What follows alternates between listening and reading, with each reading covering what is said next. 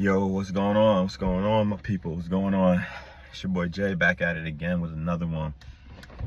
Man, so this one is going to be more aligned with, the nature of politics, and, things going on in the political arena today, in today's American society. 2024, we got a big election coming up on the way. Well, big. To me, it's just another election. Same thing. Nothing really ever changes. Minor subtle changes, but ultimately the same thing. Status quo preserves. But, this is definitely an interesting election because, in terms of voting, voter blocks, there's definitely drastic differences. The traditional way of voting, in terms of blocks of people, are almost certainly changing, for the better or the worse. I don't know. That's something that we'll find out in the near future. But recently, former President Barack Obama, had a meeting or interview, and he spoke with young black men in regards to Kamala Harris, because essentially she is losing the young black male vote, the millennial black men. And essentially what he did was scold young black men by saying, I think the reason why you're not voting for her is because she's a woman. So essentially what he did was invoke, a stigma by saying, okay, you're only not voting for Kamala Harris because you're misogynistic or sexist or whatever, word you want to use. That definitely didn't strike me, as a young black man, too good. And it certainly didn't strike, many other, young black men in the community, right? Not only young, but old as well. In fact, even some of the white members of her own party, and the opposite party, have, spoken out against, what the former president has done and what Kamala Harris and her team are doing. Here's the thing. Black men, black voters, black men and women are not dumb. We're not we're not just gonna, subserviently vote you into office and get nothing in return anymore. Those days are over. Time after time after time and time again, it's been nothing but the same. Vote them in. Meanwhile, all these other, voting blocks and groups of people or races, in fact, don't even vote for Democrats because they come from nations who are, highly, highly, highly conservative nations and don't even align with Democrats' policies. So, they come from Catholic nations, Jewish nations, Muslim nations, which are very conservative and anti-Democrat, the policies at least. And, what strikes me, as strange is that, they always market, Democrats, they always try to market black people to vote, oh, vote for us, put us in office, and black people was taking that bait for, roughly 70 something years. But they would take the bait, vote these people in office, and get absolutely nothing in return. Now, we're conscious enough to understand and realize and know that politics is a quid pro quo system. A vote is not free. A vote is, I give you this vote for something in return, something of substance, policy, access to economics, something that is going to benefit me and my people at large. They have been failing to do that. What they have been doing is ignoring us, benigning and neglecting us, which is a term that, I found out from the Honorable Dr. Claude Anderson. And if you don't know him, I highly advise you to go search him up and read his works, look him up on YouTube, his lectures, etc. A fine, man.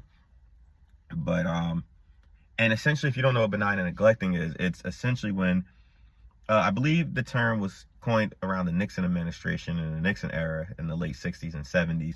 And it's where you essentially ignore practical, substantive policy that is going to actually help a people and give them fluff, give them symbolism, give them things that aren't going to do a damn thing, essentially, in other words, to help benefit those people.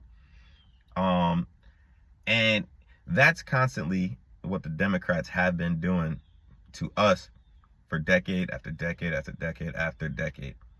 And there's a great awakening. There's a great awakening occurring right now. Black men are starting to trend the revolution to distance themselves from Democrats. No policy, no vote. We have been the most marginalized segment of this American society for centuries. We have been here longer than any other segment of society. Most of the ethnic immigrants didn't come into this nation until after the second Civil Rights Act in the 60s was established, because they knew they was going to catch hell in this country had they came prior. Meanwhile, blacks fighting with blood, sweat, and tears to establish these rights, to establish these civil rights and human rights. And what happens in return? Everyone else benefited from them besides us, the main people it was targeted for, the main people who fought for it, the main people who achieved it. And, those days are just over. We're not giving you free votes anymore. And you need to understand it. It's not because you're a woman. It's because you haven't done a damn thing for us in decades. Hell, centuries. We're the ones who were enslaved. We're the ones who were in, slavery 2.0, which is Jim Crowism. We're the ones who suffered redlining, where we couldn't purchase homes, and they forced us into poverty, essentially, by lack of home ownership, lack of access to home ownership, which ultimately is one of the greatest contributors to the common man and woman building wealth and generational wealth with the purchase of a home. That's a huge asset. We're the ones who face, aggressive police brutality. We're the ones who are systematically alienated and isolated from these institutions that can grant us access to power and wealth. Educational institutions, financial institutions, good jobs, corporate America. We're the ones who are facing the wrath of this nation and get nothing in return. We get nothing in return on our investment. So that's why we're not voting for you. We're not voting for you because you don't do a damn thing for us.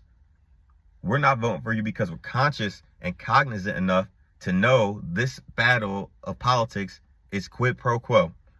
We're conscious to know that you, in your own words, said you weren't going to do anything for us. I'm not going to do anything specifically for black people.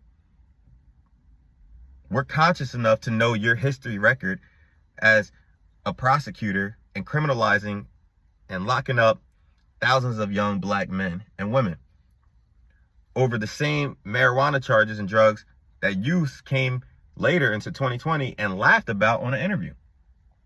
That's why we're not voting for you. We don't believe in you. We don't have faith in you. You're fake. You're phony. And we're going to protest vote and bring our votes elsewhere. This is an opportunity for the Republicans to get on board, and they will be able to secure the black vote for generations to come, just like the Democrats did. But they need to secure it. How? By providing something of substance and essence for black people. I can promise you, if Donald Trump was to get in office, which I believe he will, I believe it'll be a landslide victory. I don't believe she will win. She was very unpopular when she first ran initially, when she actually, originated her campaign in 2020. She was unpopular then. She pulled at 3% and she had to drop out. And I don't believe she will be as popular as they're promoting and propagating her out to be as today. But I believe if Donald Trump and the Republicans, I think they have an opportunity to secure the black vote, the overwhelming majority of the black vote, if they play their cards right and if they sit with real black leaders, or people of the actual community, and see what the black plight is and make some substantive policy to benefit that, or to uplift the black people. But yeah, we're not voting for you because you're a woman. We'll vote a woman in office. We're not voting for you because you like to benign and neglect. You like to do everything for every other group except for us, the people who are putting you in to office. You do things for illegal immigrants, people who aren't even citizens. You do things for, the LGBT community. You do things for the Afghanis. You do things for the Iranians, and so forth, Ukrainians, etc. It's almost like the Democrats have this weird underlying law or code where it's like do everything for everyone but black Americans, the same people who fought in every war. You're providing for people who come from countries who are enemies of America. We fought in every war since the Revolutionary War. We fought for the freedoms of this nation. We created the freedoms of this nation, the rights, with blood, sweat, and tears. We built the infrastructure. We've created multiple and numerous inventions who in fact was stolen by us, and the patents were stolen, or we didn't have access to create patents, so it was stolen by someone else. And in fact, there's plenty of them that are patented actually by black African Americans. We created, we contributed to this nation. We pay taxes, but get nothing in return from you. That's why we're not voting for you. You failed us. You failed. So maybe you can go to the illegal immigrant community to get votes, or the ethnics that come in here that you so-called want to do things for. They're not going to vote for you. They come from conservative nations. They don't believe in the same belief values that you guys have. So, and you're losing us. So I don't know. Maybe if you didn't take us for granted, you would have our vote, but you failed to do that.